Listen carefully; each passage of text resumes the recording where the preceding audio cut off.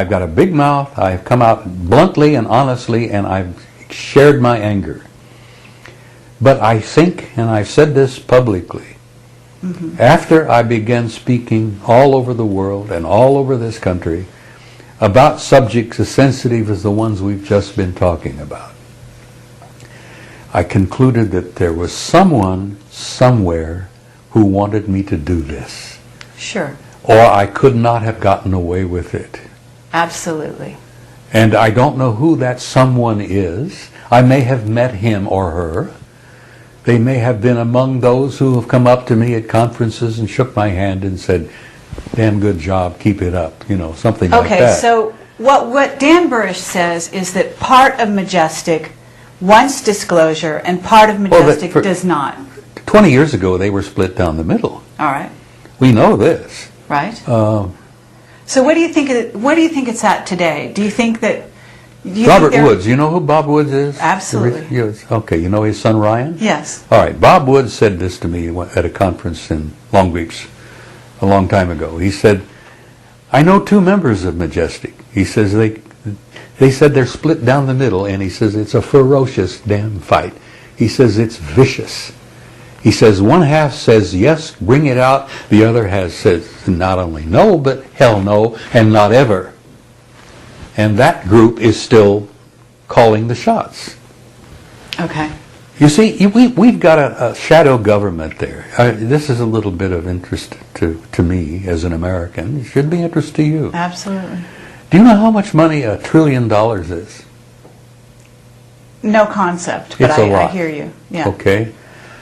In this country, for 3 years, 98, 99, and 2000, each year there was $2.7 trillion missing from the Pentagon accounts that they could not figure out where the money went. They knew they had it, and then it was gone. Now that's 2.7 trillion a year for 3 years. Now, you think these guys aren't funded well?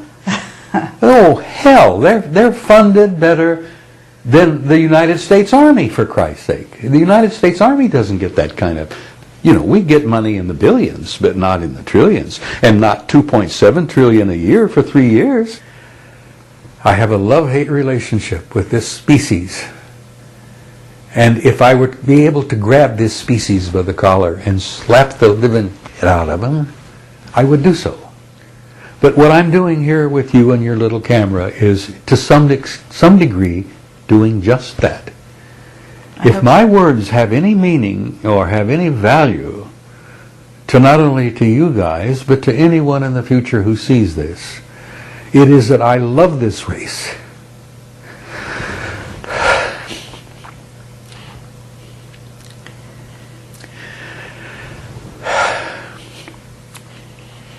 I've been a part of it for 78 years this time. I've seen pure hell. I've been through 2 wars. I'm on my 3rd marriage. I raised 2 kids, lost one to suicide.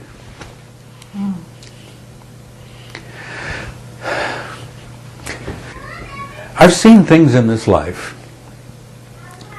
that have affected me a lot. But you see, I know, and don't tell me and don't ask me to explain exactly how I know and how much I know, because I have never shared this before, but I have been contacted.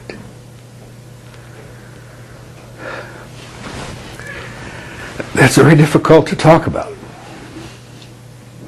I've been abducted. I don't look upon it as an abduction. I look upon it as an invitation, and I've been aboard some of those ships several times. I've had even friends come up to me and say, oh my God. A friend up in Sedona, a doctor, a dentist, he said, I was abducted. And he says, when I came to up there, I look around and I see you standing over in the corner talking to some of these guys. And I said, well, I'm not surprised, because I've been aboard the ship several times. Do you have conscious recall? Oh, yes. No hypnotic regression needed when that happens to you, it makes such an imprint on you that you don't need to be hypnotically regressed to remember. I mean, it's there. It's like a scar. It's there. No, I've been aboard several times, and I suspect much of the information I've got about the depth of the societies and the civilizations and the cultures that exist out there, that makes me know how glorious some of them are.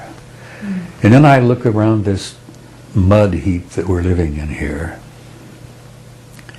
and I think, knowing what it could be and what it's not, and hopefully what it might be.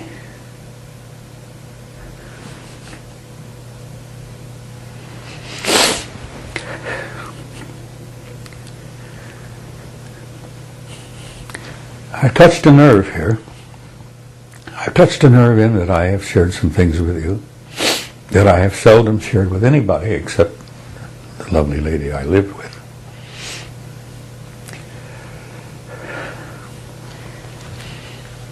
I don't think I've ever publicly on an interview or anywhere ever shared the fact that I have been aboard their ships. Because if I had ever done that, it would have opened a Pandora's box that I was not prepared to deal with. I learned years ago, before I retired in '76, the government knew not only everything the shape study had in 64, the government knew all of that and more years and years before. They just were not sharing it with anybody. Right. We were confronting and dealing with intelligences from other planets, other star systems, other galaxies, and some of the contacts we've had have been intelligence from other dimensions. And I'm all fascinated by the work of Michio Kaku, this brilliant scientist in New York, who is a physicist who is involved in string theory. Yes. And I think their latest conclusion is that they concluded there are at least 11 different dimensions.